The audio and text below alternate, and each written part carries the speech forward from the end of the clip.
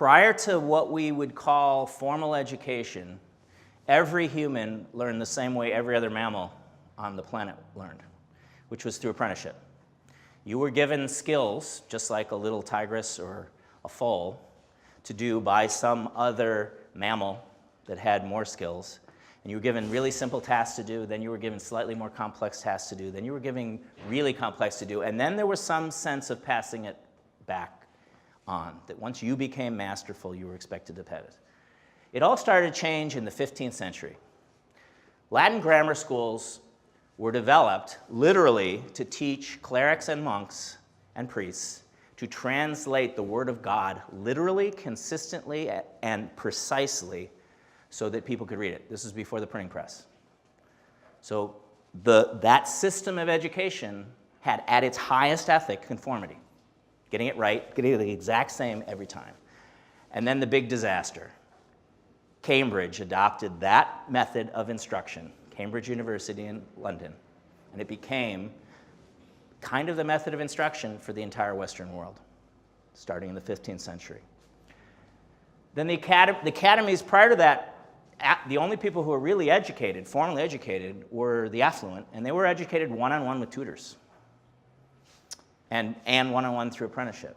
So the most influential, affluent, and credible people in Europe started to use this Latin grammar school model, and it became part of the academies model. So after the academies model, what we saw in parts of the world was what we would call the agrarian model. And the agrarian model was basically a limited education up to about 6th grade, and it was necessary because the rural people had more interactions with the markets. They had to be able to do numbers. They had to be able to read and write, or else they got taken advantage of when they took their product to market. So the idea was, as long as you can get enough to sort of not get hammered in the market, that's all you really needed. And then the Industrial Revolution took over, and a bunch of things happened all at the same time. One is the idea of compulsory education, asking students to go, everyone to be educated, took over the Western world. That we were going to try to educate everybody. And in the United States, it got compounded by the fact that hundreds of thousands of immigrants were coming over at the same time.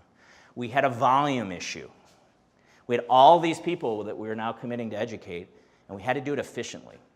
What does industry do beautifully? Create efficient machines. So we created a system of educating kids where the central ethic was efficiency. The central ethic of mastery and apprentice is mastery, of working until you get it right. We replaced that with working as fast as you can. And what happens on an assembly line when you put a piece of raw material on the assembly line, right, and it's particularly unusually shaped, pretty much it gets kicked out by quality control. It's broken. It didn't take. There was also an ethic somewhere around that time that children were empty vessels and that we filled them. And the ones that held the knowledge, they were the prized ones. The ones who didn't, the ones who leaked, well, they were broken.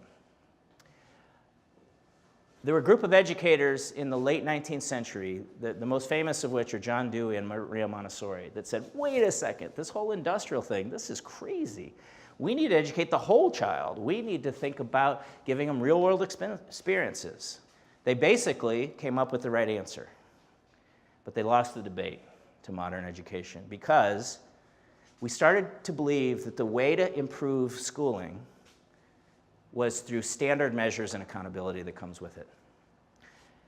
And there were 4 really important steps to the dangerous paradigm that we have wrapped education in this world, for the most part, around. In 1894, 10 really influential college presidents wrote a document basically telling high schools, this is what we want you to teach. Guess what? See if this sounds familiar. Biology, chemistry, physics, English, history, foreign language. Does that sound familiar? Thus far. That was not the case prior to 1894. There were all sorts of interdisciplinary classes being taught in colleges and universities all over the world until the Committee of 10. They decided what a liberal education was, and they said it's content knowledge. That's what we want you to do. That made some sense in the 19th century, didn't it? Because you had to have, you couldn't run to an expert or a library. You needed to know stuff. I have in my pocket over there the worst piece of technology the 5-year-olds in my school will ever see, which also contains probably about 80% of all the information available in the world, anytime I want it. That's kind of a game changer. Also, Mount Holyoke decided to differentiate themselves. They created letter grades. Mount Holyoke University created A, B, C, D letter grades in 1897. Shortly thereafter, a graduate student in Kansas created the Kansas Silent Reading Test, which was the first multiple choice test ever. A few years later, the SAT Foundation was formed and adopted that test, multiple choice test, as the way to gain entry into the most selective colleges in the United States. Guess what? The guy who created the Kansas Silent Reading Test was a guy named Frederick J. Kelly. He spent the rest of his life protesting multiple choice tests. He said, this was a terrible form of testing. This was just a graduate school paper. I just wrote a paper to say if we need an efficient way, and he literally, this is what he said, to test lower order thinking for the lower orders. This was a test to sort out people on the lower end of the IQ scale. It was designed specifically for that by this man.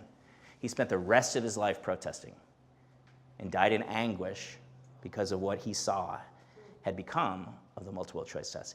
It is a horrible form of testing, and we measure everything with it.